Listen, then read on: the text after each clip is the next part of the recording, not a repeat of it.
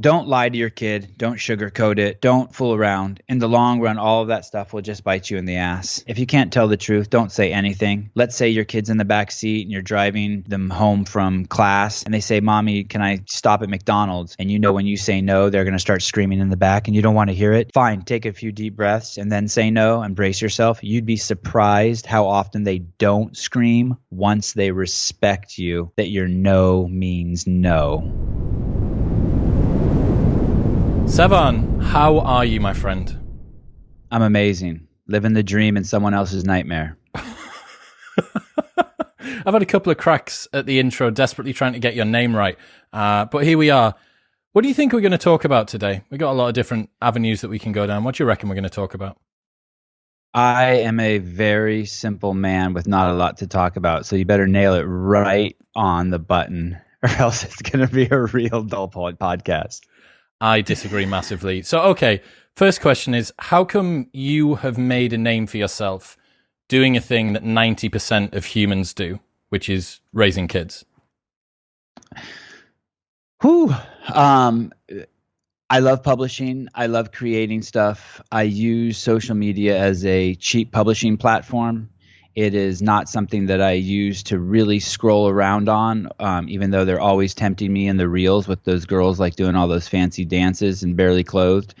I bought a computer I got a computer and the editing software that Apple released the day it released it in 2000 whatever. I was living in my car. I plugged the computer into my cigarette lighter, and from that day forward, I've used Final Cut Pro, Adobe Premiere, some video, and I've been creating video for over 20 years. TV shows, movies, commercials, YouTube, Instagram. And so basically what happened is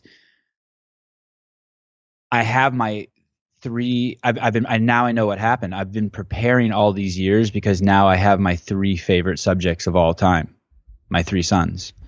Avi, who's 6, Ari and Joseph, who are twins, who are 3. And they are not only my Sistine Chapel, they're going to be my greatest work ever, but I'm going to record it because that's what I enjoy to do. And so they do some stuff on Instagram that's got them some attention.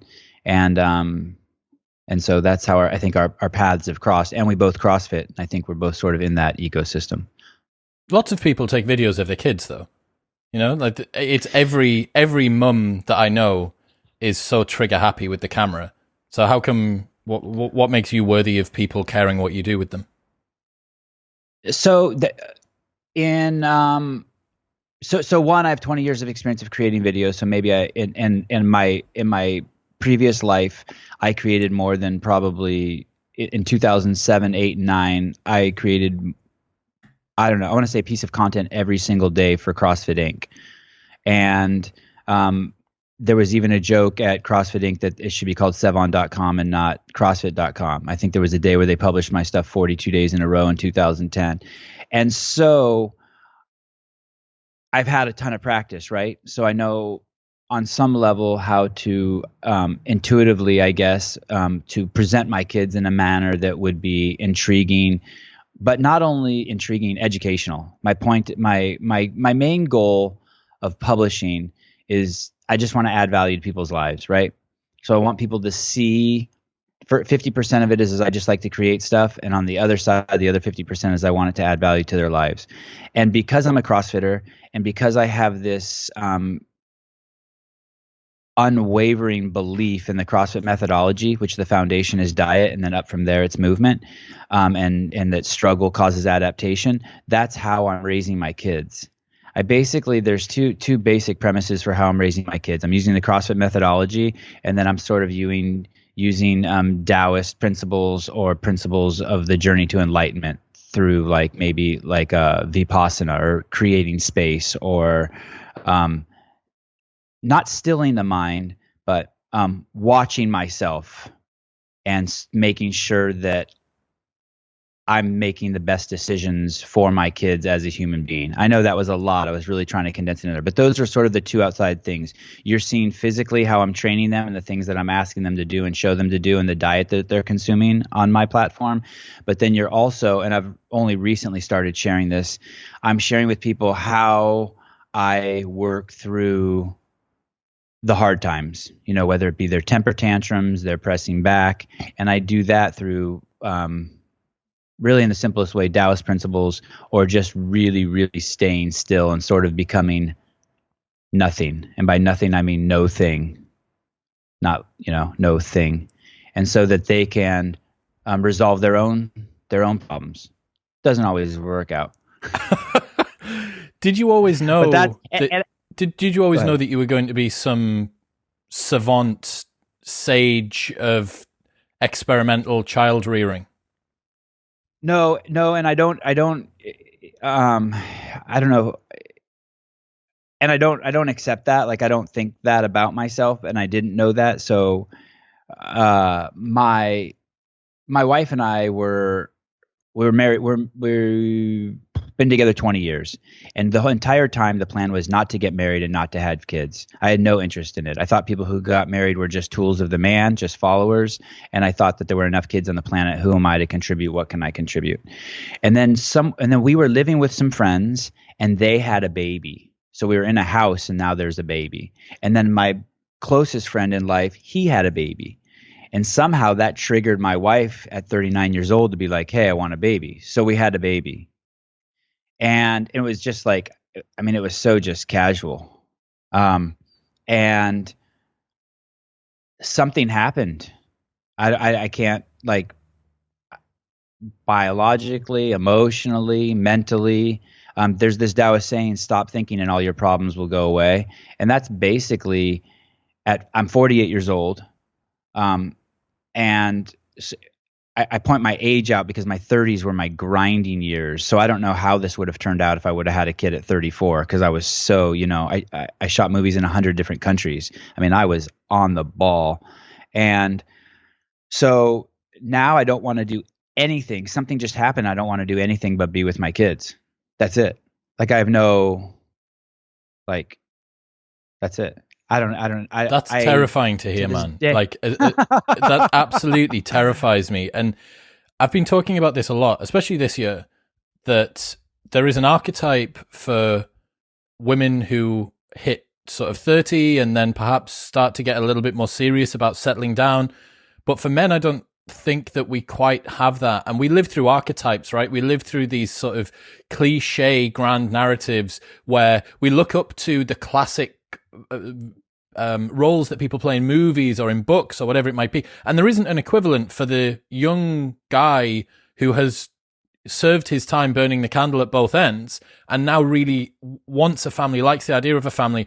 And to hear that there is a switch somewhere inside of us that none of us knew even existed.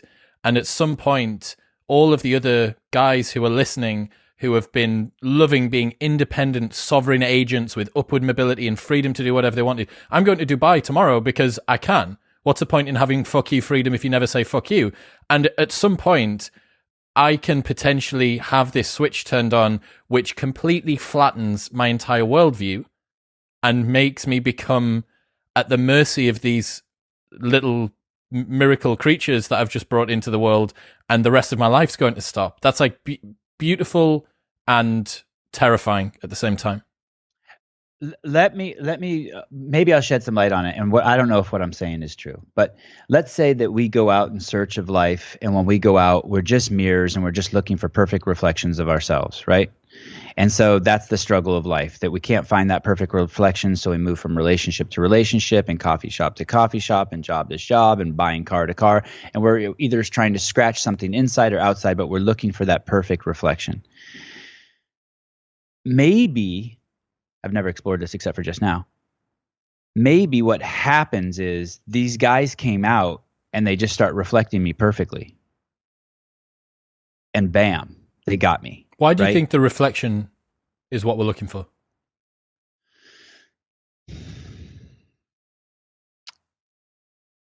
Through my personal experience of what I call watching my mind, but some people call meditating. Watching, it's not just my mind, it's watching my body, all sensations.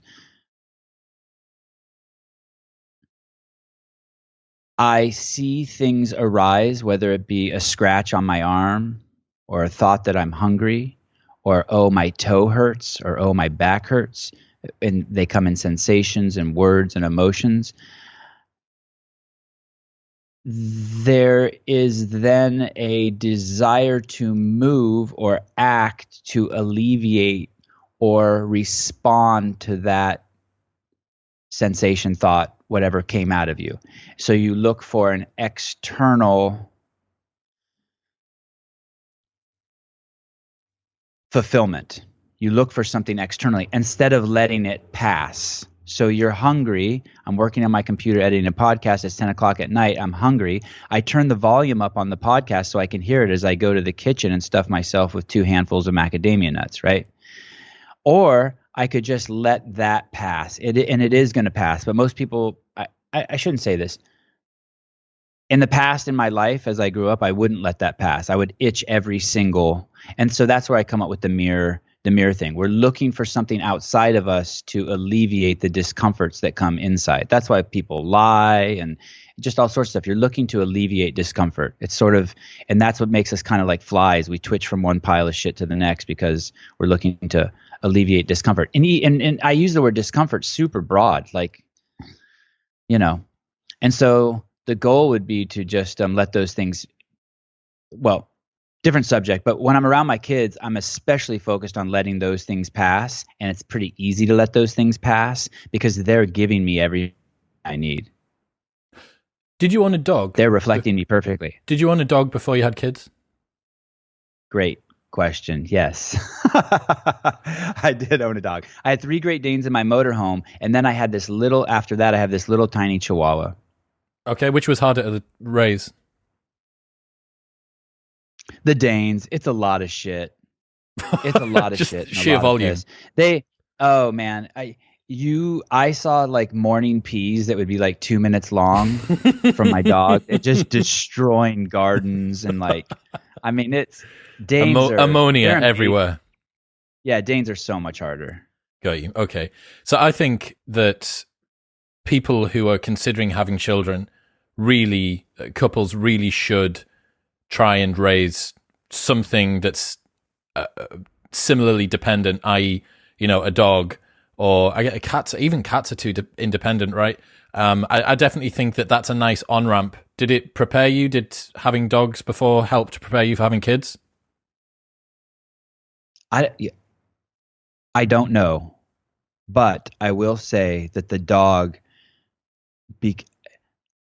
when I would hear people have kids and then they would say they neglect their dog, I would be like, I would never do that. I would never neglect my dog. I was wrong. I absolutely neglect my dog. I used to spend a lot of time with my dog. Now I spend 0 time with my dog. I mean, the dog, I just open the car door and he jumps in. And then when we get home, I open it and he gets out. Like, I don't even, he's an accessory. So I feel bad for him. My wife is much kinder to him and still gives him attention. But I don't know if it made me better. But I buy it. I buy what you're saying. Got you. Okay, so you hadn't planned to. Some arguments might arise, right?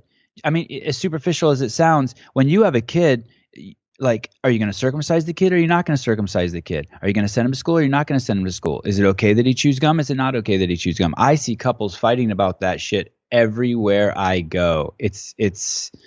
And so if you get a dog, maybe like you guys will argue over grain-free food or spending the extra money to get raw food, and you guys can work out some of those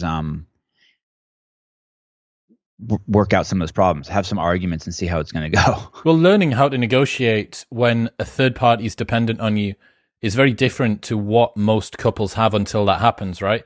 I want this, you want that. Maybe my parents think that we should do this, but they're not a dependent. They're just a third party sticking their nose in and making life a bit more difficult. But yeah, I think that the dog thing's a good starting point. Okay, so you've had dogs. You say at 39 for your missus, which is quite late, I guess, by normal standards now. Although more women had children over the age of 40 than under the age of 20 last year in the UK, which is a unbelievable statistic. Wow, that is. So you decide to have kids, 39, and you were... I'm 48 now. My oldest is 6, so I must have been 42 or 43. Yeah. what happened there? The switch gets flicked on, but you don't know none of this. You don't know that you need to build. I'm jumping ahead, but you don't know that you need to build like the biggest playground made out of soft area things and learn about mindfulness for your kids and stuff like that. You just have a life of lived experiences, which is quite vast, and you're a mindful guy that's self-reflective and quite truthful. So I think you have a strong foundation for it. But obviously, like, you have none of the skills. So do you just start reading books when you find out that your wife's pregnant? What happens? So so basically we start going to birthing classes, and it's a 3 hour, I want to say it's a 3 hour class once a week for 8 weeks. And we're in that class, and that was pretty incredible because it would be I couldn't remember the last time I spent 3 hours of uninterrupted time with my wife, right? We're just in the class sitting in a chair with our arms around each other, and they have you practice doing all sorts of stuff that I wasn't comfortable doing, like whispering affirmations into her ear and just all this stuff, right? But at the end of every 3 hours, I was like stoked. It felt like I felt closer to my wife from that. And even though and so let me go back a little bit. So when we went into that class, our plan was to go to the hospital and have the baby, right? I wanted the safest, best medical treatment possible. And then about halfway through the class, the instructor said, "Hey, you don't want to do a medical birth. You don't want to do a birth in a hospital." I'm like, "Yeah, I do." And she goes, "No, you don't." And I go, "How do you know?" She goes, "Because I listen to the way you talk, and I can tell you do not want a hospital birth." So I disregarded what the teacher said. But then finally one day when we were visiting, what is it called, an OBGYN, my wife's OBGYN, I said a couple things to her. I said, "Hey, are you going to be at the birth?" And she snapped back at me, "What, do you think I work 24 hours a day, 7 days a week?" And I was like, whoa, easy. And then I asked her something else I can't remember, and she pushed back and got really angry, and then also told me that this birth is going to be a partnership. And I'm like, she's lying to me, or she has a total different view of what a partnership is. So we started looking at the home birth route, and we had Avi at home, a home birth, just in the living room of our house. This is to answer your question. So the midwives leave, and then there's this dude. It's just me and my wife and this new dude in the house, and you're pretty high. You don't sleep for like a couple days. You're like you're sky high, like someone put cocaine in your coffee every morning. I mean, you are just out of your mind high. And fortunately, she just started breastfeeding him, and I just kind of just hung out and made sure I took care of my wife. I just faked it, I guess. I don't know how I knew what to do, but I just faked it. Just make sure there was plenty of food for her. And she just basically sat around and breastfed him on demand for the first 2 or 3 months. Then she started getting out of the house. I know a lot of women get out of the house sooner than that, but she hung tight in the nest. And then you think that's important? Yes. For the woman to hang tight. Yes. I think when I hear, and who the hell am I? I'm just some dude. But when I hear women already going out for walks and stuff after a week, I do not think that's smart. Why? I think that there's very few times that human beings should stay still, and that is one of the times. The woman's body has just been through a tremendous amount, and it's a time for the woman to reflect and really, really focus on herself and focus on her baby. And the fact that the term I hear a lot is they go stir crazy, that they need to get up and move, or they need to get out, or they need a little cup of coffee, or they need a little bit of wine, or like, I'm not judging those people, don't get me wrong, but I do have really strong opinions on it. I'm really glad my wife didn't drink coffee leading up to the pregnancy. I'm really glad she didn't drink wine. I'm glad she really stayed still and took care of her body. If a woman does get up too early and start moving around and be active, she'll start bleeding again. It's a tremendous toll on the body, I think, to produce all of that milk. You want the body to heal. Literally she breastfed Avi for 18 months while the twins were in her growing. Then a month before the twins came out, she stopped breastfeeding. And then the twins came out, and then she stayed in the house for another 3 months. Imagine that. Like, I bought it. My very first car I ever bought was a van. My wife and I bought a brand new van. And when I pulled it up to the house, that was the first time. It was like the kids were like 2.5, 3 months old, the twins. That was the first time she came from the back room and looked outside. Oh, I got a new car. And this is my wife, who's very active, who did CrossFit throughout her entire pregnancy. The woman has abs. She's a beast. And the healing. And maybe she's also the twins came when she was 42. right? And we had those at home also, which is illegal in the state of California. And Why is that? isn't that amazing? Because women, I guess, aren't allowed to do what they want in the United States of America. Is it the fact it was twins? Yeah. So you can have one, but you can't have two. Yeah. Can you have three? I don't know. So it's two. It's anything over one. So one and a half. They're also. It's a very fair question. I can only make the assumption that 3 is also illegal. Wow. So you've got illicit. Your children were brought into this world, smuggled into this world under the cover of darkness. And when you have kids at home, they don't get, like, when you have them in the hospital. I don't know exactly how it happens, but I think they get a social security number and they get their name stamped in stone in the heavens, and they become official Americans, right? When you have them at home, that doesn't happen. So you have to take them to some office, and it's at least in the city of Berkeley, California, it was a pretty low rent, vile endeavor. Just the lines you had to stand in and the places you had to go. With one or two newborn children. Yeah. Yeah. Well, I know definitely, I'm on Mike Kazu's podcast next week, and obviously him and Adid just had their little one earlier this year.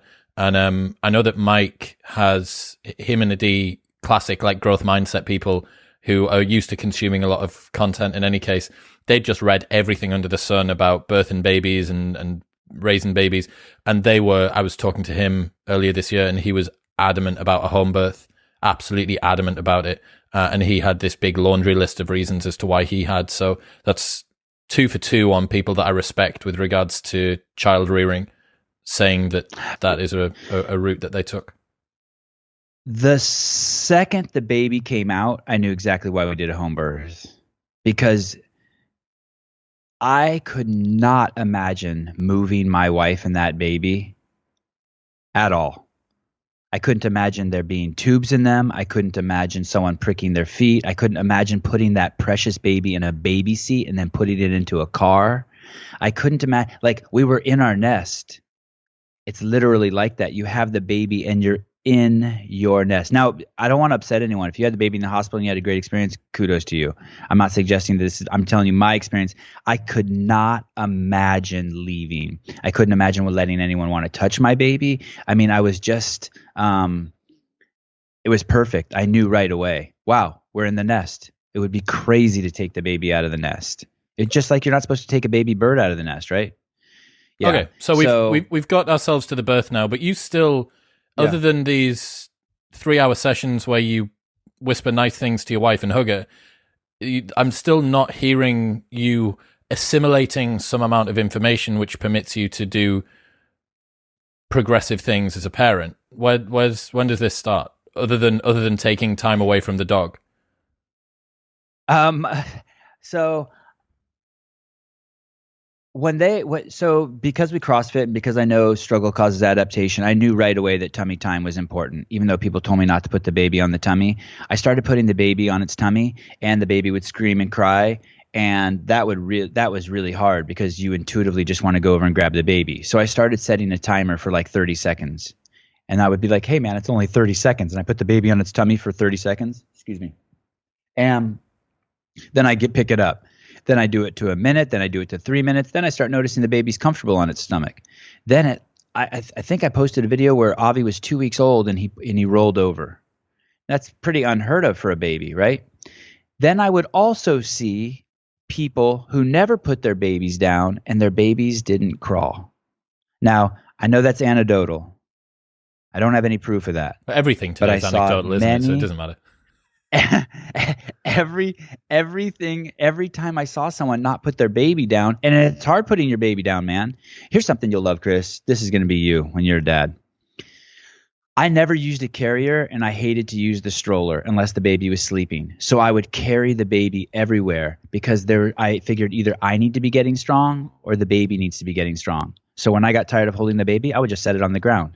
Coffee shop floor, set them on the ground, and then just stand over them, just ready to just destroy anything that gets near them, all 5'5", 150 pounds of me. And that, and so I knew right away that you should cause controlled struggle in the baby's life. You should give him, and I've seen babies in 100 different countries how they're raised. I spent a lot of time in Africa. I probably made 10 trips to Africa and spent, I don't know, 4 or 5, 6 months of my life there throughout all those trips. Those men who I've seen in Africa, in the really rural parts of Africa, are made of fucking steel and are strong as, I mean, they're freaks of nature, and their lives are hard. Like I saw, 1-year-old babies just sitting or standing around in the fields while the moms were, trying to get water or hoe the fields. I'm going to close this window so the dog doesn't bark. Cool. Excuse me. So I knew early on, I have to give Greg Glassman's CrossFit methodology, like, probably, in hindsight, 100% credit. But now that I'm my own man, it's all me. But I'm gonna have to give, it's that CrossFit L1, man. I can't stop talking about it. It's where I learned about how human beings operate. It's the operating manual for the human genome. If you want to know how to best operate or treat a human being, then you have to take that L1. And I'll even go as far as to say that if you have kids and you don't take the L1, I think that you're borderline neglecting your duties. What is the L1? What's the elevator pitch? That's just so sorry. So the L1, it's a 2-day course. CrossFit offers it. Nicole Carroll runs the program. It used to be Nicole and Carroll and Dave Castro. It's basically all of Greg Glassman's teachings and the modifications Nicole and Dave and the amazing seminar staff have made to it over the years. And it basically teaches you how to eat and how to move. And there's nothing there. I think these are Greg's words that Greg invented. These are just movements that God created, like sitting on it, like squatting down and taking a dump and being able to wipe your own butt. And if you take it to the extreme, you end up with someone like Matt Fraser. And if you use it to raise a baby, you'll end up like with Avi, Joseph, and Ari, my 3 sons. Got you. And basically constantly varied, always changing movements that are natural, like squatting. And as you become better at them, ratchet up the intensity, make it harder. And when the body's put in discomfort, that sucker adapts, right? I also, on the psychological side, my parents didn't push me. They did not push me. And when they did push me, they didn't follow through. Now I have great parents. My parents are awesome and super supportive, but I know that I had crazy capacity as a kid, and I spent most of it riding my bike around the neighborhood, throwing rocks and chasing girls. And I just feel like I wish I danced better, and I wish I could kick ass better. So those are a couple of the things I'm making sure my boy can do. He takes ballet. He just started tap, and he takes martial arts. Started at 3 days a week when he was 4, and my twins at 3, and now they're at 5 and 6 days a week. So, so the principle that you said, there's 2 key underlying principles. One of them being progressive overload, essentially. That you get them to do a thing, and then over time you increase the exposure to that thing. You also allow for variation in that. And the second one was, I guess, what Corey Allen would call the mindfulness gap, observing their mind, allowing them to notice their emotions and let it pass. And the same for yourself. Is that it? That's the sort of 2 foundational principles? Yeah. Are we done? Yeah, that's it. Game over. Thank you. See you next time. So let me give you these 2. I wrote this down just so in case you. Structure, discipline, follow through, love, and boundaries. I wrote those down. Those are like five principles I talk about a lot. And then you can't let your kids hold you hostage. You can dig into any of those. But yes, those first 2 things that you say, basically put them through a controlled struggle, since life is pretty easy here in the United States. And then yes, you have to make space so that when you put them on their tummy, is that dog barking too loud?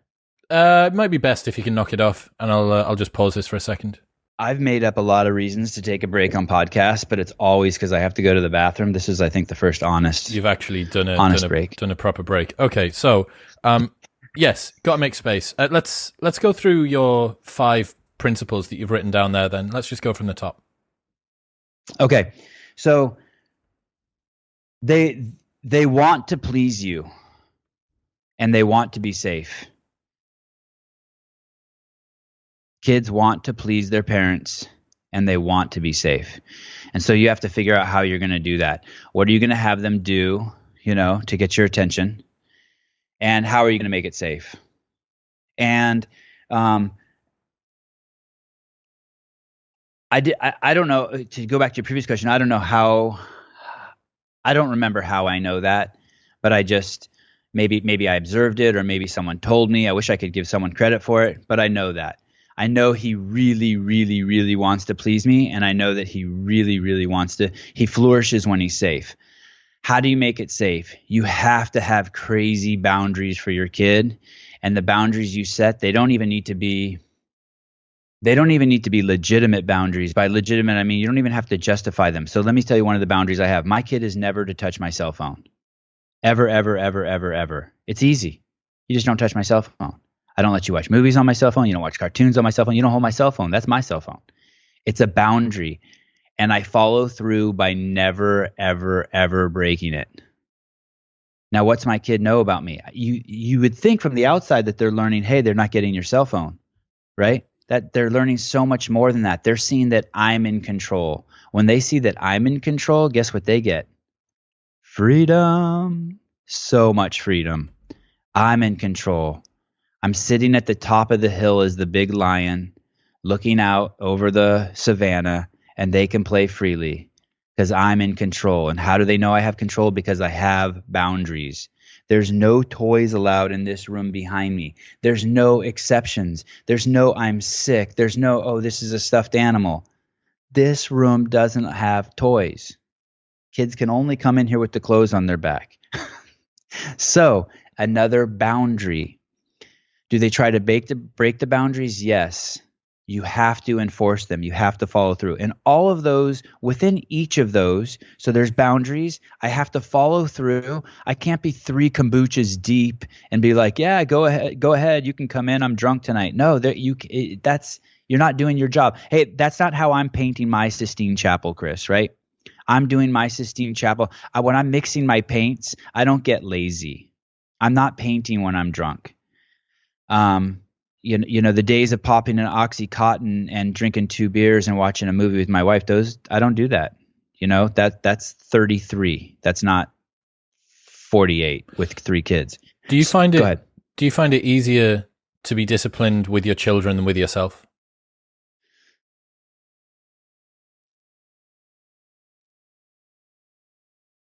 You're asking me at a really, really weird time because I'm so hyper disciplined with myself right now. I'm so disciplined with myself right now. And by that, I mean, I'm not drinking. I haven't had any refined because of COVID. I believe that you're completely inoculated from COVID if you don't eat any refined carbohydrates or sugars. And so I've made myself bomb proof. You know what I mean? I have not, the only carbohydrates I have are leafy greens, and meat. That's all I eat. And, so, you know what I mean? I'm in ketosis. So it seems to me that what you're talking about here doesn't just require discipline. It's discipline being taught to your children, but the starting point, the inertia that you need to get over in the first place is yourself as a parent.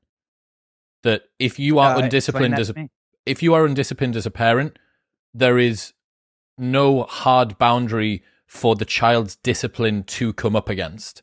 You mentioned there, you can create boundaries, but inevitably those boundaries are going to be subject to your own desire to be disciplined. So for instance, one night parent X is feeling a little bit down and really wants the comfort of cuddles off his or her child, so lets them come into the living room with their toys and their blanket because of this thing. That requires discipline first. The foundation of the discipline is built upon the parent and then broadcast to the child. Yeah. You know why I'm having trouble? I think what you're saying is true, and why I'm having trouble understanding it. And to give another explanation is, I don't have to worry about giving my kid Oreos because I would never allow Oreos in my house in the first place. And that's actually not true. I've had guests who bring their kids over to my house, and their guests don't like the shitty desserts my wife makes without sugar in them. So they bring their own desserts, and their kids eat Oreos in front of my kids.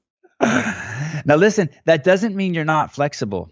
I have an absolutely no TV time or screen time when the sun is out. And TV is only for Friday nights and Saturday nights. For the And kids or for yet, yourself? for the kids. But yeah, for the kids. And I don't watch TV. I only watch the UFC on Saturday nights. But you do have to be flexible. And what do I mean by that? There's a handful of times I've had a kid who's really, really sick, just like a fever and just shitty, and I've let him watch TV. When I take my kids to jujitsu, and it's a 2-hour window, the kids class goes first, and then the older kids class goes. In that 2-hour window, I'll let the kids who are waiting watch a little bit of iPad, not the whole hour. I'll tell them, hey, watch your brother compete for a little while or wrestle or practice for a while, and then halfway through you can watch the iPad. So I don't want to sound like there's not a place for it. There are things that there aren't a place for. Chewing gum. You should never give your kid chewing gum. Why? You're being a bad parent. There's no point to it. You're only hurting your kid. Why are you giving a 6-year-old chewing gum? What? Is that very common? Oh, buddy. Oh, buddy. So common. I see kids chewing gum all the time. I see kids at jujitsu and the instructor has to tell them, spit the gum out. Now here, I'm going to tell you why parents give their kids chewing gum. This is not this would have never resonated with me before I had kids, but there's something called the hostage situation.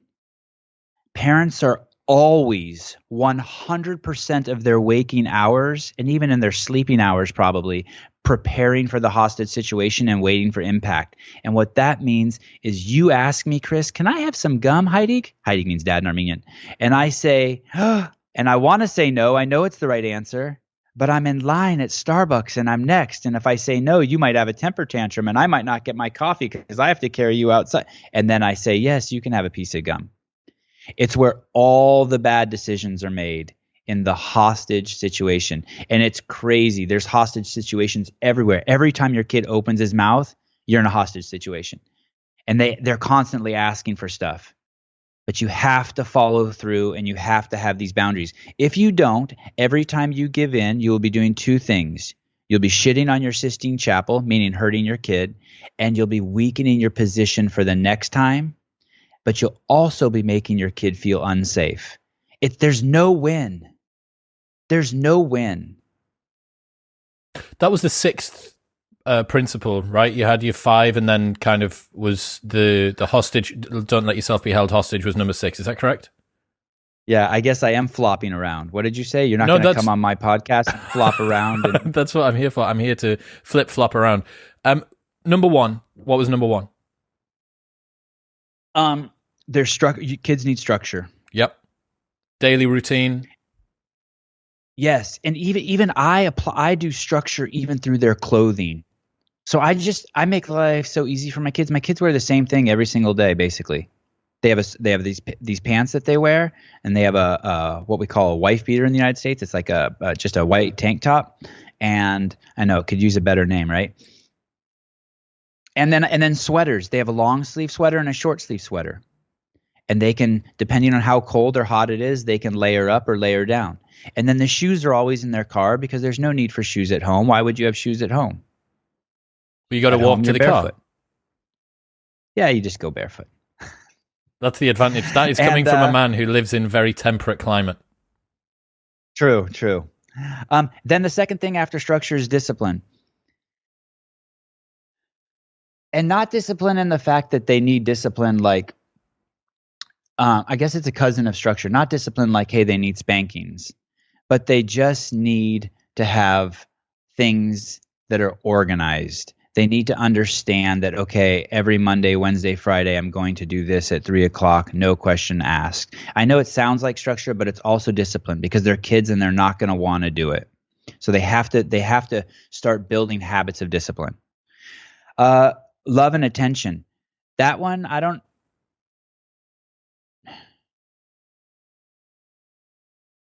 Man, so I had really loving parents. and my parents couldn't keep their hands off me, and my uncles and aunts couldn't keep their hands off me. I was always on someone's shoulder. Someone always had their hand up the back of my shirt. Someone was always pinching my cheeks. Someone was always holding me upside down. I mean, I don't know how. I don't know. That one's so innate in me. I don't know how you would teach that. I don't know how you would work on that, other than maybe to just love yourself more. But you can see love and attention. Attention requires time. And if you have someone who hasn't perhaps turned the corner that you and your wife have. And another thing to consider is that because you guys are further through your careers and have lived more life, perhaps some of the open loops, oh, I would have unfulfilled dream X, I would have this particular dream Y, those things are now closed. Also, by the sounds of things, chasing materialistic goals for you is quite low down the list of priorities, especially in comparison to your kids now.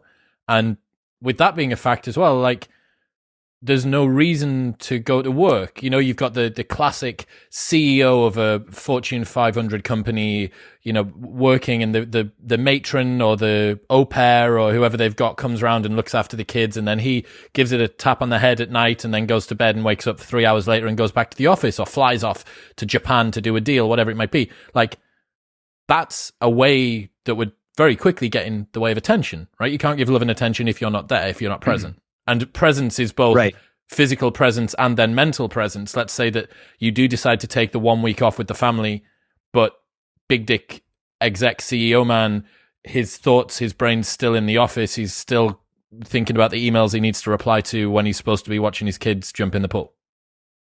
Right. You nailed it. At the most basic level, you have to be there physically. Hey, you just brought up number 6. I might write a book after this podcast. You should do. Number 6, relationship. My relationship. Did you just go from number 3 to number 6? I did. Bear with me here. You're number 6. Terrible. Number 6, the relationship. My relationship with my wife is vital because on the most basic level, every child wants I can say this about every single child.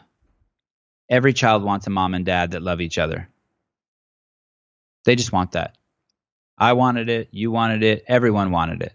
My parents divorced. It's okay. It's fine. But you don't get everything you want in life. But I wanted it. It doesn't mean my wife and I don't fight in front of our kids. We have definitely fought in front of our kids. And do you make a point of trying not to do that? Yeah, absolutely. Before we had kids, I was much more aggressive in getting the last word. Now, from the second the start fights, I'm trying to shut the fuck up. I'll take her in the back room and we can fucking fight it out there. But I try to just shut the fuck up. I do not want to see my kids ever be rude to my wife, and they have. But just to interject there, what you're suggesting is that your kids will mirror the way that you operate, and if they see you being rude to their mum, they may also enact that behavior. Is that the concern you have? Yeah. All of those things. And I never want to see my kids lose. I don't want my kids to see me lose control. Losing control is the worst way to handle a situation 99% of the time. And so I don't want them to see me lose control. My wife and I need to fight. Not a lot, but we need to fight. We got some, we just need to fight sometimes. And maybe someday we won't need to, but like before we had kids, almost all of our reasons for fighting were gone. We almost never fought. Then we have kids, and now there's some more reasons to fight again. But I don't want them to see me lose control. You're right. And you nailed it. I do see them mirror my behavior. I see them when they fight with each other, which is very rare. They physically they fight nonstop. But I mean, like intellectually and emotionally, they don't fight. And when they do, it's my wife and I. They take turns playing us. I don't think they know it, but yeah, totally. You nailed it. But I try not to fight in front of my kids, but I'm not perfect. But where I am perfect, in which everyone can be perfect, is I always make up with my wife in front of my kids. even if I'm not fucking ready, I will fake that shit and fake it till I make it. I want my kids to see that it's okay to be humble, and that happiness and peace are so much better than fighting, and that it's okay to apologize and get over the hump, and we can circle back around and finish the fight later or talk later. But and it makes them feel secure, and it gives them, it offers a lot to the household, but I always want to make up. Because if I don't, then it's about me. But it's not about me. It's about them. It's about Have your kids made you a better husband? Yeah, for sure. Yeah. For sure. How? 100% better.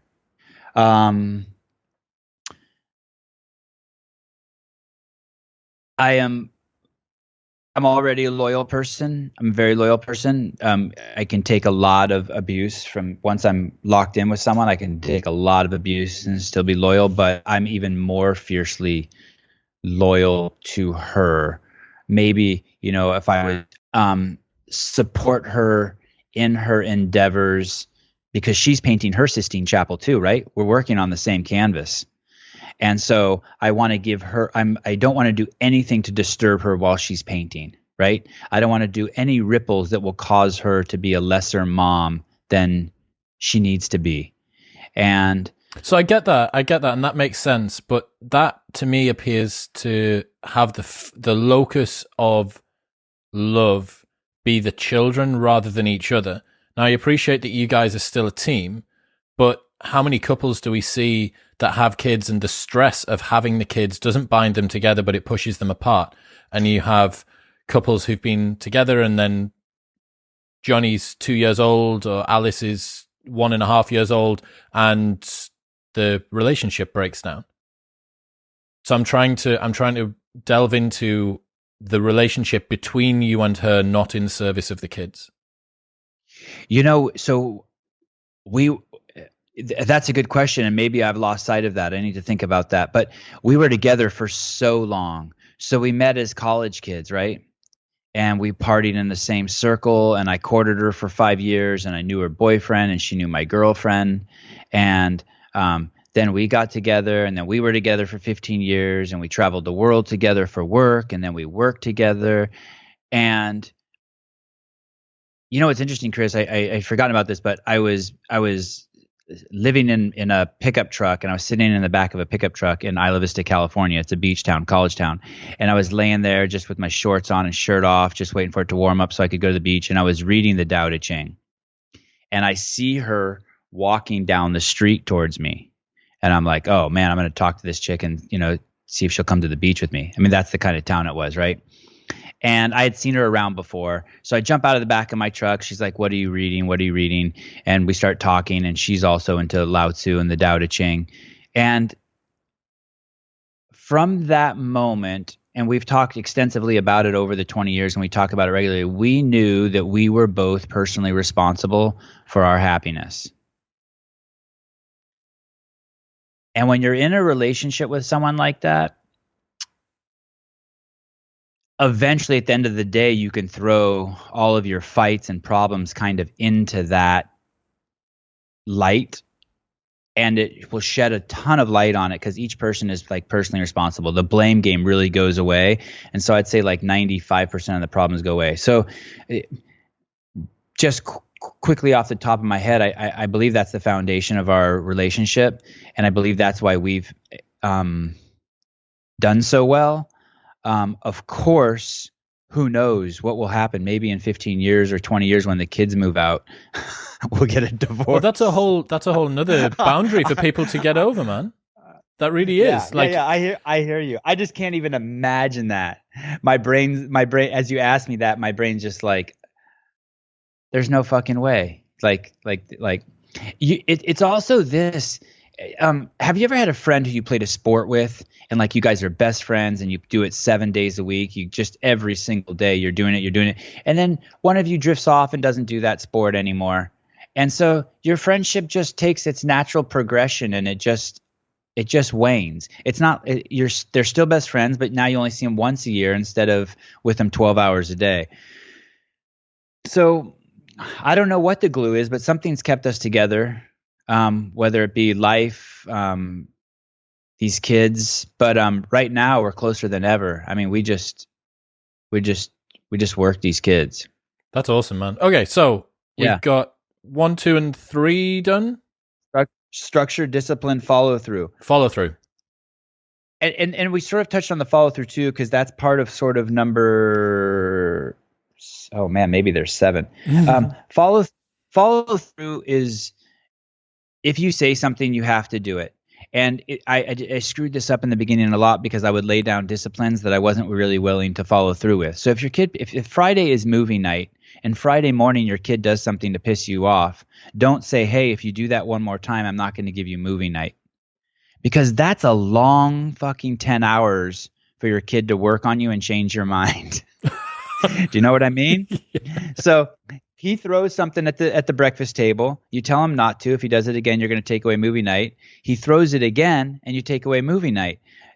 Now you have 10 hours. And another thing my wife taught me. So my wife taught me that, hey, make sure that you're able to follow through. The other thing is the follow through ideally and should be connected to the consequence should be ideally connected to the crime.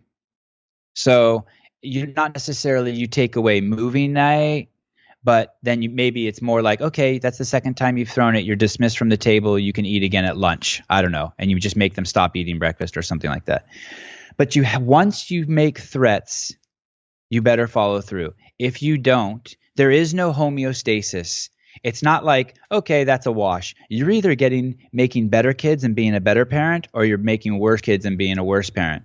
There's no like, okay, we're just happily in the middle. It's never, ever, ever like that. And so the follow through is key, because if you don't, you're going the opposite direction. You're making worse kids. And so you have to be really careful what comes out of your mouth. And that includes like, hey, tonight when I come home from work, I'm going to make Legos with you for 30 minutes. You got to do it. You want there to be, and then all of those other things will get bolstered too. You're showing structure. You're showing your discipline. You're showing your boundaries. It's all of that. If you can't do it, if your kid asks you, hey, will you make Legos with me tonight? But you're afraid to say no because you know he's going to scream. And so you say yes anyway, and then don't do it. You're screwing up two of my premises. You've now been held in a hostage situation, and now you're not doing follow through. How can parents say no more productively?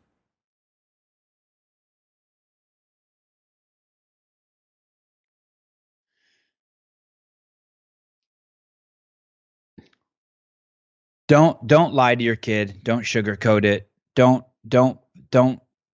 fool around. In the long run, all of that stuff will just bite you in the ass. If you can't tell the truth, don't say anything. Take a few deep breaths.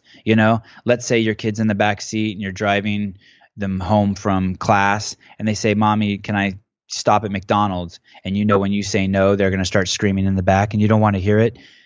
Fine, take a few deep breaths and then say no and brace yourself. You'd be surprised how often they don't scream once they respect you, that your no means no. I would say 95% of the times kids scream for more than 20 seconds, it's because they know that there's a crack in the dam. They know that you might give in. Once you're consistent with no's and you give it to the kid straight every time, you'll see that go away. You'll really, really see that go away. I mean, literally, people are blown away the fact that I can just walk right by an ice cream shop while kids outside eating, and my kids won't. At most, maybe 1 out of 10 times they'll say, "Can we have an ice cream?" I go, "No, we don't need ice cream here. You know that." And that's it. That's it. One of the things that was playing through my mind as you talked about your idea. Sorry. To answer your question, it's never easy saying no. Okay, sorry.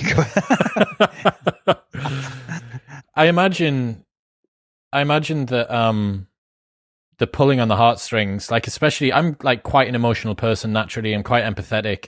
I fear the size of love that I'm going to have for whatever humans that I do bring into this world. And I imagine that it is quite hard to say no on a number of levels, that you want your kid to be happy, you want your kid to love you, all of the self-esteem issues that you've got about wanting to be liked and wanting to be loved by your kid will also still be in there as well because of how you were treated at school or how you were treated by your parents. And then you don't want to deal with the headache of them screaming, and you don't want the public outcry when people look at you as that parent with that screaming child and stuff. So I imagine that saying no is a challenge, especially if you can't say no to yourself. If you're the person that says, I'm going to quit drinking once every 6 months and never follows through with it. I put this in my newsletter not long ago, that having faith in your own word is one of the most important things that you can do. You need to treat yourself like somebody you are responsible for helping. It's a Jordan Petersonism. And if you don't have trust that what you say you're going to do, after a while, just like the friend that keeps on never showing up when you invite them for coffee, you're just not going to invite them anymore. Or maybe you're even going to hate them. So you very much need to treat yourself like a friend. And if you are going to bring kids into this world, you really need to sort your own shit first. If you don't have self-discipline, if you don't have structure, if you don't have a growth mindset, if you're not able to let things pass, like, all that you're going to do is further ingrain that into your children. And I think we very much need to see the, the heritage, the genealogy of your habits, your routines being taken into your children. And this is what was making me think when you were talking about the set of scales, about you're either becoming a better parent or you're becoming a worse parent. And that goes along with better kids or worse kids. There's a quote from Ethan Suplee, the guy from Remember the Titans and Wolf of Wall Street, huge, like massive 500-pound guy who's now 230 and jacked, like 8% body fat. He came on the show and he had a martial arts instructor who used the saying, no bad reps. And what no bad reps means is that you're always drilling something. Every action that you do, and this relates to neurologically how we lay down myelin sheaths in our brain, you are always creating a habit. You don't have the choice of not creating a habit. It's a decision between one particular habit and another type of habit. There is no habit. There is only this, that, or the other habit. And very much so with the kids, it harks to hard choices, easy life, easy choices, hard life. And there isn't a okay choice, okay life. There isn't one of those. It's always going to be a decision between what's right and what necessarily isn't. Perfectly said. Going back to that very first thought about it's going to be hard to say no because you want them to love you.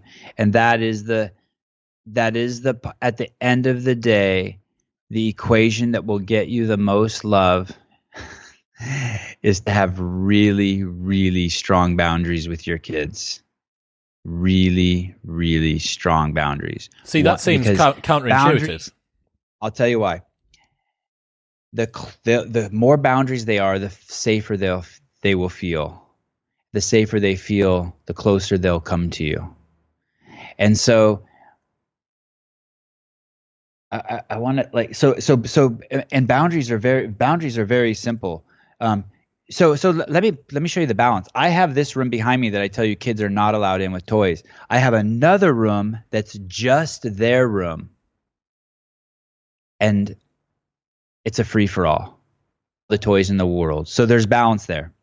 But once you start setting boundaries with your kid and they start respecting you, which should be just right away, and your only metric will be to compare them to other kids, unfortunately, you'll see that your kids are so much better behaved. They're so much more willing to listen to you. They're so much more willing to talk to you and be open to you.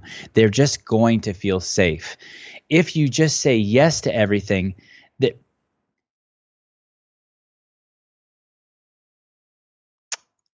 you're going to have spin outs. You're not, but it's going to be worse than that. I haven't thought about this in a long time. I used to really think about this a lot when I was really getting comfortable, because it is something you have to get comfortable with to build boundaries for your kids. What will happen is, if you don't build boundaries for your kids, is you'll end up having kids that nobody likes. So let me give you an example. You're on your phone talking, you and I are talking, and you have a kid, let's say, Chris, you have a son, and he keeps asking you questions about our conversation, and you keep answering him, telling him what we're talking about. Instead of, hey, Chris Jr., I'm on the phone. You need to go step away and give me space. That's what you have to say. It's your time with your friend Sevan. We're talking. If you don't do that, now you're teaching a kid, hey, it's okay. And I don't know if you have friends who have kids, but this is a big problem with kids. The kids are just allowed to interrupt. They have no boundaries. Their parents let them hold their cell phones. They let them talk to them when they're on the phone. They interject in conversations. If they want to be a part of mine in your conversation and be adults, then they have to act like adults. Hey, Chris is talking. Wait till he's done. Yeah, I mean, you know what I mean? Well, I've heard you do this. We've been on the phone and I've heard you do this. You know, your kids have been at this. We continue to have conversations while you're at the skate park. And inevitably, skate park children floor. Like, it's, you know, you don't need to be a genius to work out what's going to go on there. And you can hear in the background. I'm like, well, I'm thinking on the phone. Do you need to go, like, and I'm waiting to hear in your voice the anxiety, the anticipation. I'm waiting to hear the discomfort arise, and it doesn't. And I don't know whether you're walking over to him or he's coming over to you or whatever it might be. But a couple of times you said, "Hey, sweetie, I'm on the phone, so you can come here and lick your wounds. But if you do, I need you to be quiet, okay?" That was it. And it took 15 seconds for whichever of the three children that was to be just sniffly. Like, I could barely hear him. That's just sloppy parenting on my part. Taking him to the skate park and scheduling a phone call with the great Chris Williamson. Multitasking. Okay. It's funny. I hear parents say that all the time about how you shouldn't multitask. And I have a few friends that when they call me, like, I'll always answer, even if I'm like fucking, you know, neck deep in shit. But yeah, it's if you have boundaries, your kids will love you more. The more you say no to them, the more they'll love you. I know that's a little gross exaggeration and not a perfect equation, but your kids have to feel safe around you. And they are going to look back when they're older, and they're going to see all the things that you did to them that didn't help them. They're going to say, like, I never let my parents live it down. Oh my God, you took me to McDonald's 3 days a week. I can't believe it. And I was 7 years old and you let me order the 20 piece with 7 hot mustards. What was wrong with you? You know what I mean? Like, it doesn't mean your kids don't get free time. It doesn't mean that they don't get to rage. There just have to be certain boundaries, and they have to be logical boundaries. And you'd be surprised. If you're a quick short-term gratification guy, yeah, then saying no is going to be hard. But I can tell by looking at your physique and your dedication to this podcast and your business that, like, you're not a short-term gratification guy. It's going to come very, very naturally for you. I hope that it will, but I also know, I see firsthand we're all our worst critics, right? So we all see our own sort of failings up close and personal. And on top of that, I also know that even as what I would consider hopelessly undisciplined, I'm still wildly more disciplined than most of the people that I know. Which, you know, it's that old saying where they say, think about how stupid the average person is and realize that half of the people are more stupid than that. If you think about how undisciplined the average person is, and then realize that 50% of people are less disciplined than that person, like, that's quite scary. And again, it kind of goes back to what I was saying earlier on about the heritage that your children are going to get is very much a microcosm of what you are. We see this even in businesses, you know? You see coming out of the CrossFit world. Like, think about the internal company culture that you get with an owner like Greg Glassman and a games director like Dave Castro. You see that. Even if people perhaps didn't want that to be the way that they acted forward. My core industry of club promo, I could stand on a street corner and look at the different PRs that are going, hey guys, where are you going tonight? Do you want to come to our nightclub? Putting wristbands on people. I could stand on a street corner, and without seeing the badge that they have that tells us their company, I could identify by their mannerisms and by what they're wearing. That guy works for that company, that guy works for that company, because they're just little projections of the guys that own it at the top.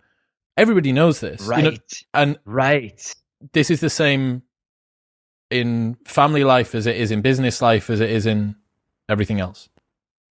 Right. You want people to like your kids. You want people to like your club. Set the culture up in your business so that people like your business, and set your culture up at your home with your kids so people like your kids. People love kids with boundaries. And at the end of the day, the harsh reality of life at the end of the day is hard work and who you know and who likes you. So those of you who are in high school who are listening to this and you're like, oh, I can't wait to get out of high school and the popularity contest is over. I have really bad news for you. It's never over. So that's another Jordan Petersonism. Never let your kids do anything that makes you hate them. And that very much so is the case. I think, sadly, I was a very easily unlikable kid. I was an only child, wasn't massively socialized, and it meant that I didn't really properly understand the boundaries of sort of social cohesion and how to really act and play with other kids, just time and attention. I hadn't had a lot of time knowing how to do it. And yeah, I totally get that as well. Thinking about some friends who are just starting now as teacher trainers, year 3, so 7 and 8 year olds. And in the class, the kids who are the nicest ones, that have the boundaries, that are the best behaved, they'll gravitate toward them because they'll want to spend time with them because they're cute and they say, Miss, can I do this thing? You smell nice, or you're a this, and they'll want to laugh and have an interaction. And it very much is a winner takes all environment. We talk about how, financial privilege permits people to be in a better position than others, but we never really talk about personality privilege, about the fact that being innately likable, which is drawn from being extroverted slightly rather than introverted, the kid who's over the far side doing weird things, I probably was, like, naturally doesn't get as much of your attention, firstly because they're out of sight and out of mind, and secondly because if you do go over and spend time with them, they're maybe a little bit, you just don't get what's going on with them so much. So that really is a different form of privilege that I've never thought about until now. But personality privilege absolutely is a thing. And the more that you have these boundaries, the more that you can make your kids likable to other people. If you understand how compounding works, if you can be likable by the age of 6, as opposed to by the age of 26, which is like around about when it took me to do it, you are going to be so much further ahead. Because the jiu-jitsu teacher is going to be fine letting you stay an extra 10 minutes because he thinks that you're cool. Or the dance teacher doesn't mind about you turning up without your shoes when everyone else has to do this thing because she knows that you're well behaved and you wouldn't have left your shoes if you didn't really mean it to be that way. Or whatever it might be. So yeah, I'm massively on board with regards to the make your kids likable. Yeah, at 4 years old, if your kid can say thank you and please, they're leaps and bounds ahead of the other kids, and they will reap the rewards for that in life. They'll reap the rewards for it right away. The kid who says thank you to their teacher when they hand out snacks will get the snack first the next day. All of that being said, some of the greatest people we know had the most abusive, jacked up upbringings ever. And that kind of circles me back around to struggle causes adaptation. And so since my kids don't have any of bad shit happening in their life, I have to create it for them. Yes, absolutely. I have to pour a cold bucket of water on them at 3 a.m. just to remind. No, I'm joking. Like David Goggins. But I do have to. We do have to create that struggle for them. A close friend of mine, or who was a close friend of mine, I haven't talked to him in a long time, but Russell Berger, he gave like a 30-minute speech on the importance of putting your kids through struggle. And it was fascinating. I wonder if it was recorded, but he nailed it. And that was before I had kids. Maybe that had a huge impact on me. I totally get what you mean there as well, that the amount of comfort that your children have, let's say that you do make your kids quite likable and an all right amount of extroverted, the amount that they need to get them over the social sort of line, which everybody has to play the social game. We are a social species, as much as some of us may not want to be. And let's say that you do all of those things without the struggle. I think that your kids would be regressing to the mean. And what I mean by that is that the more ordinary your life, the more ordinary your communications are with everybody else, then the more ordinary your outcomes are going to be. If you want extreme outcomes, you also need to have extreme inputs. And if you have this very normal level of social cohesion and communication, and even if it's extraordinary or in terms of its effectiveness, it's still that what you're aiming for with a lot of social, like they're not going to read Stephen Covey or like the Art of Persuasion at this stage. It's about just simply being able to be personable. You do need something that's going to set them apart. Or else what you're doing is making someone who is really, really, really good at being normal. That was great. So what's next? Number 5. You kind of, you know who you kind of look like a little bit? Who? Do you know the show Ray Donovan? No.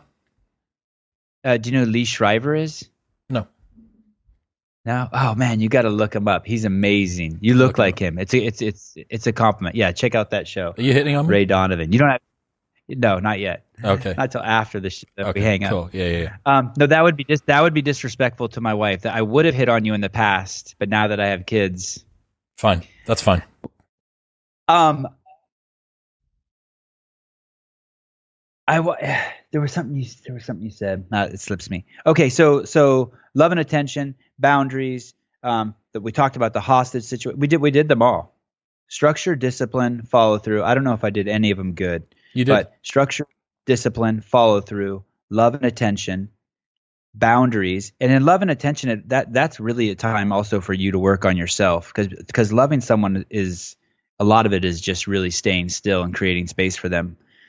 Boundaries, the hostage situation, and then I guess number 7, relationships. Relationships. Yeah. Yeah. What's the number one mistake, or the most common mistake that you see parents making? Putting bad shit into their kids. Nutrition. Bad food. Yep. Nutrition. I can tell right away. Like, so my kids are wild, but their wildness is focused. It's focused. They're throwing a fucking tennis ball at the wall over and over and over, right? They grab each other by the head and throw each other down. They swing from the tree. When I put a tiniest bit of sugar into them, that wildness is almost like they start talking to themselves. They start doing like tapping. They get jittery. They start like, instead of singing songs, they babble. Even the slightest bit of sugar starts to interfere with the expression of the wildness. It makes it, it makes it jittery. It doesn't make it clean. It doesn't make it poignant. I know it almost sounds like it's an oxymoron to be controlled wildness, but it's a controlled wildness. It looks like chaos, but man, like he's meaning to throw that ball 100 times at my wall until he tries to put a hole in it. Whereas if he wasn't doing that, he might also be screaming or throwing it up in the air. And you see that in classes. The most common thing is in group settings. So the kids who have poor diet will usually have poor focus. I mean, it's pretty obvious. I think it's pretty obvious. How do you? What are the rules? What are the rules that you feed your kids on?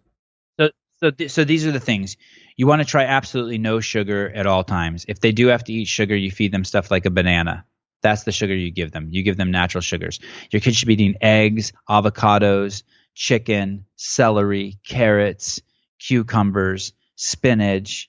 My wife gives our kids oatmeal. We give our kids peanut butter. I'm sure there's someone who probably doesn't like that. No treats. But they must have something as treats. Okay. So yeah. So sorry. So a treat would be a banana. A treat would be so here's one of the great advantages to having 3 kids. If I do give them something like a bar, like a Lara bar or an RX bar, I give them RX bars. I can and it's all just natural stuff in there, right? It's like dates smashed with nuts. I can cut it into 3 pieces.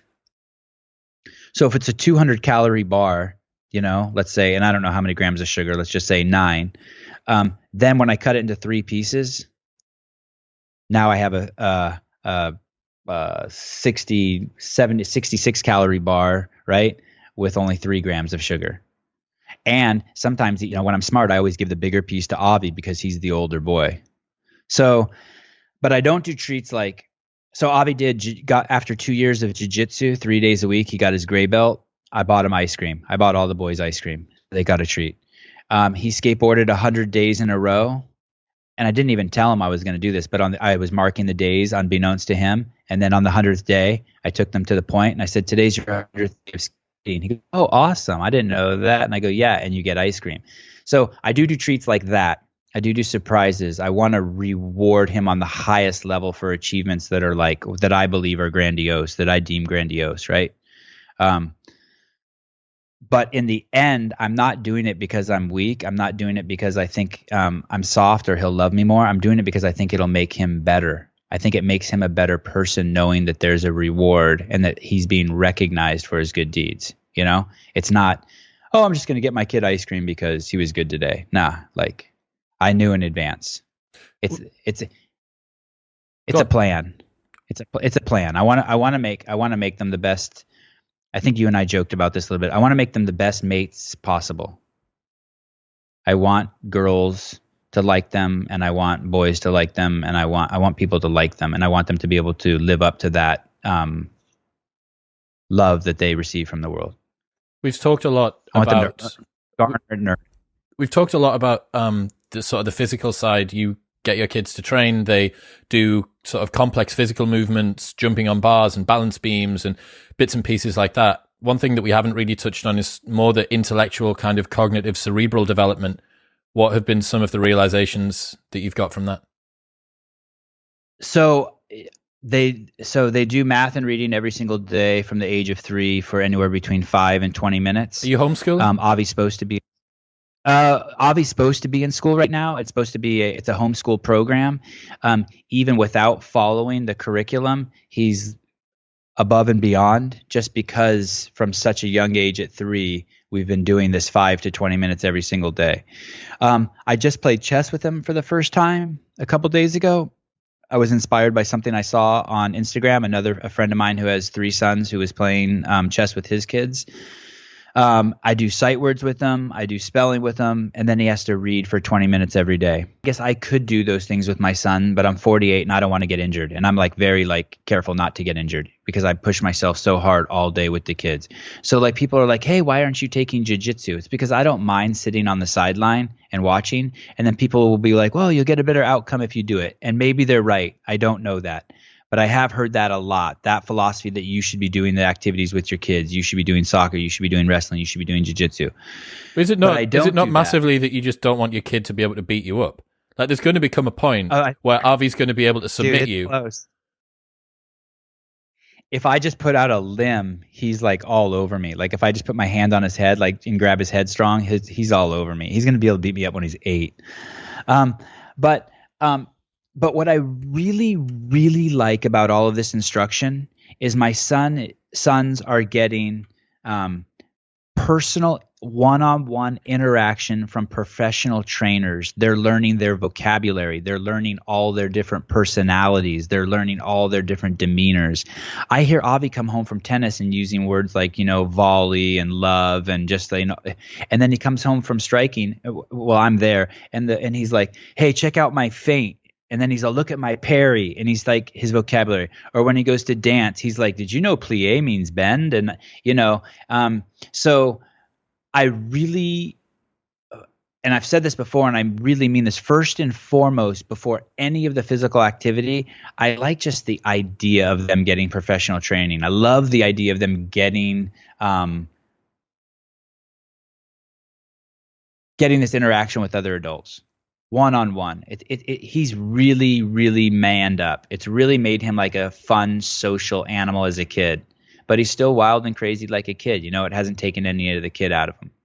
So for now, I don't know what the long-term goal is. I would love for him to learn everything there is to know about math, take math to the far reaches of the, calculus, trigonometry galaxy, and then English, become a master of the English language. One of the largest vocabularies of anyone I've ever met was Greg Glassman, and it truly made him a magician, because when you have an enormous vocabulary and you're comfortable juxtaposing any words together that you deem can be put together, you then conduct reality. That's another Taoist saying, naming is the origin of all particular things. And so I would love for him to be able to diagram sentences and have a complete handle on English and then a complete handle on math, and the rest I could give 2 shits about, because hopefully he'll grow up to be someone like you, Chris, who's like a reading machine and he can teach himself.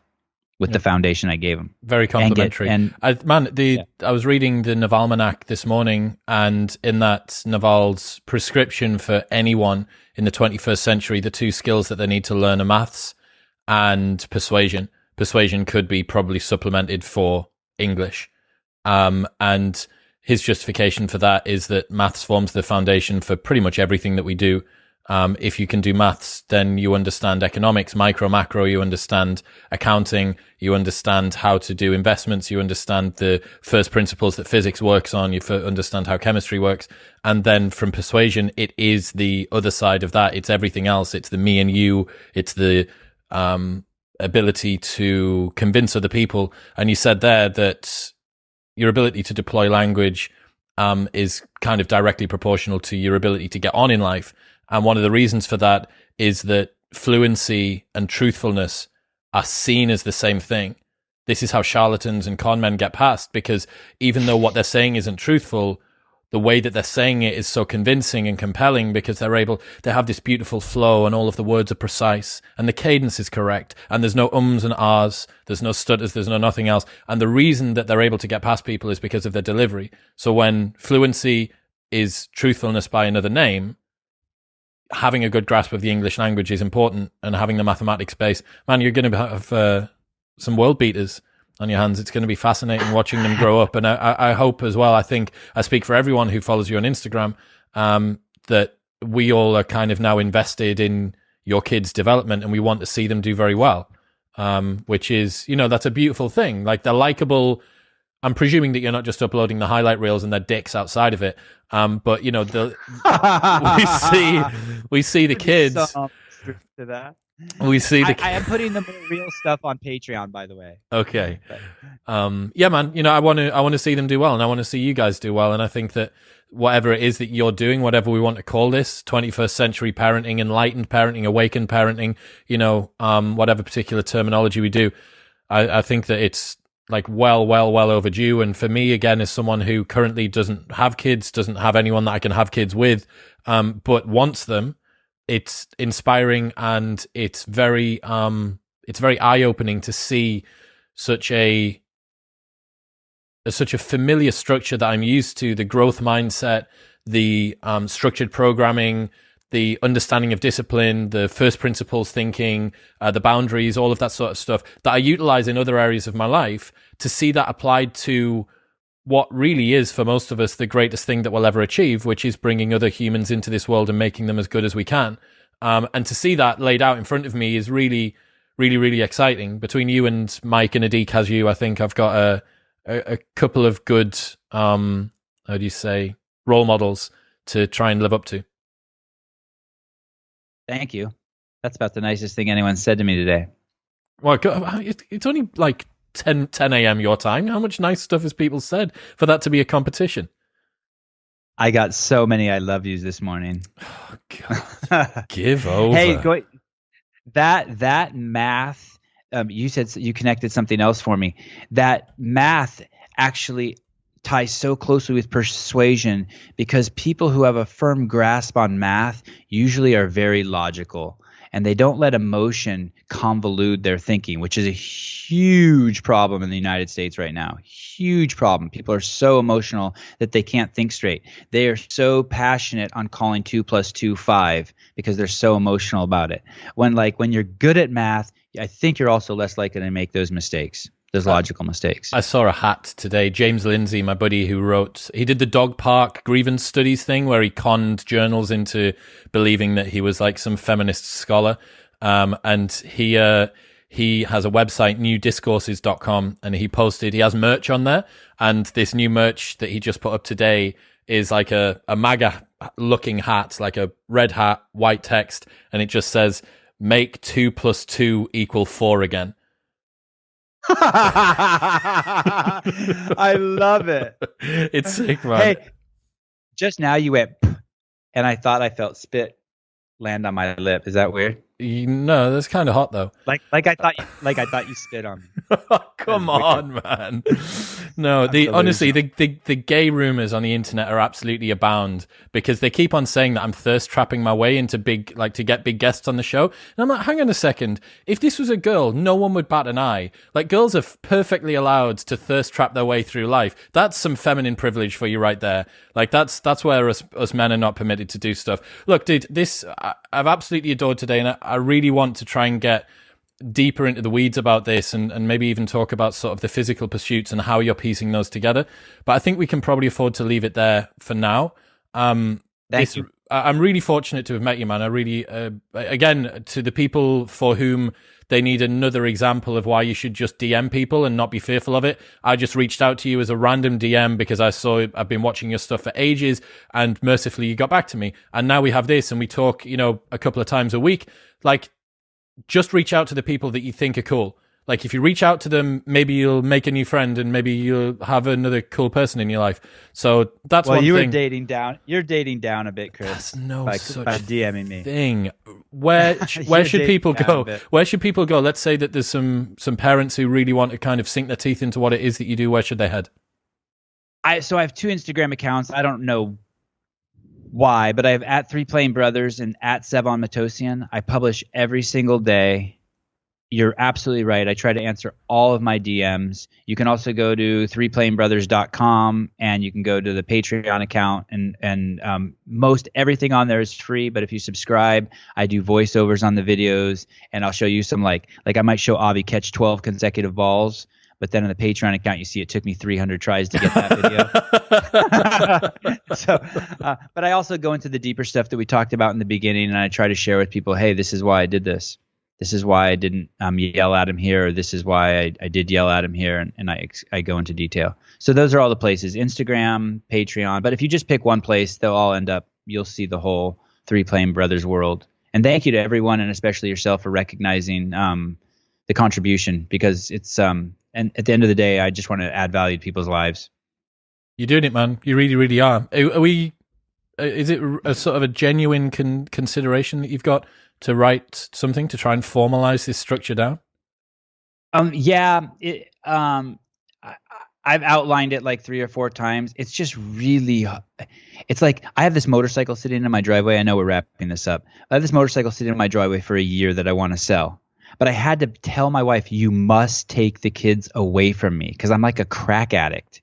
I'm like, so I can spend 10 minutes online getting this motorcycle online. Because if I don't know when I would write a book, because I'm just so obsessed with just being with the kids. Do you know what I'd do if I was you? And this is the easiest way that I know of for anyone who has an idea in their mind that they want to formalize and structure, but doesn't have the time to do it.